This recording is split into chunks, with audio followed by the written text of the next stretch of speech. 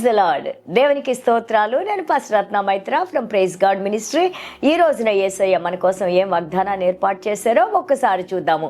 యెషయా గ్రంథము 43వ అధ్యాయము 25వ వచనము.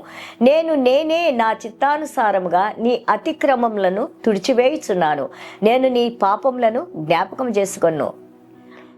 Isaiah chapter 43 verse 25. I am he who blots out your transgressions for my own sake, and I will not remember your sins. దేవునికి స్తోత్రాలు. దేవాది దేవుడు ఆయన మరొకసారి మనకి జ్ఞాపకానికి తీసుకొని వస్తున్నారు. యేసయ్య ఆయన సిలువలో యెషయా గ్రంథం 53 మనము అధ్యాయమంతా మనం చూసినప్పుడు ఆయనలో ఎలాంటి రూపము లేదంట. ఆయన మన కోసం చితకగొట్టబడి ఆయన ఒక జంతువు లాంటి రూపాన్ని పొంది ఉన్నారంట. Because of all the things which God has taken upon him. మన ప్రతి పాపాన్ని ఆయన మోసి, దోషాన్ని మోసి, మనం ఏదైతే దేవుని ఎదుటే మనం చేసామో వాటిలన్నిటి కూడా ఆయన పరిశుద్ధ రక్తంతో నిన్ను నన్ను ఈ రోజున శుద్ధీకరించుకొని అద్భుతంగా మనము ఆ యొక్క అగ్నిలో పడిపోయి నరకంలో ఉండాల్సిన వాళ్ళని యేసయ్య మరణం ద్వారా, యేసయ్య శక్తితో పునరుద్ధానం ద్వారా ఇదిగోండి ఆ యొక్క మరణాన్ని ఓడించి నీ పాపాలని నా పాపాలని క్షమించి, the wonderful promise is that I will not remember your sins anymore. నీ రక్తము లాంటి పాపాలని నేను హిమము వలె తెల్లగా ఆయన చేస్తాను అని అన్నారు. And he will forget and he will forgive us.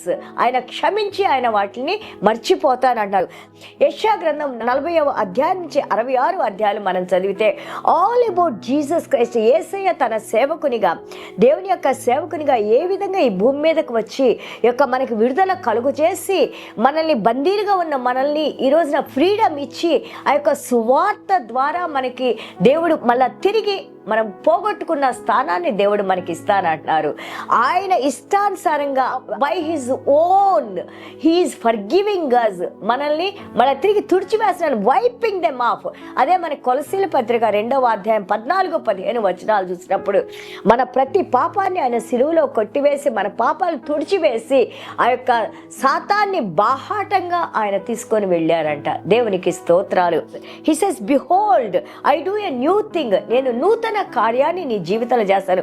ఎందుకు దేవుడు పాపాలను క్షమిస్తున్నారు? 2 కొరింథీయులు 5వ అధ్యాయం 17-21 వరకు మనం చూసినప్పుడు ఆయనలో మనము పాపాలను క్షమించినప్పుడు క్రీస్తులో మనం తిరిగి జన్మించి నూతన సృష్టిగా ఆయనలో సృష్టించబడ్డాము. పాతవన్నీ గతించిపోయింది. రోమాపత్రిక 6వ అధ్యాయంలో ఆ యొక్క బాప్తిస సాక్ష్యంలో దేవునితో పాటు మనం సమాధి చేయబడి మళ్ళీ తిరిగి దేవునితో పాటు మనం పునరుద్ధానంలో జీవించేది క్రీస్తు కోసమని, క్రీస్తులో మనం జీవించి ఆయన ద్వారా మనం ఈ రోజున ఆ యొక్క పరలోక రాజ్య వారసులుగా ముద్రించబడ్డాము. దేవునికి స్తోత్రాలు. He will not remember hour old things. He will give us a new life. In that new life you will see the things which Lord Jesus Christ has done for us, and also you do same things what God asked us to do.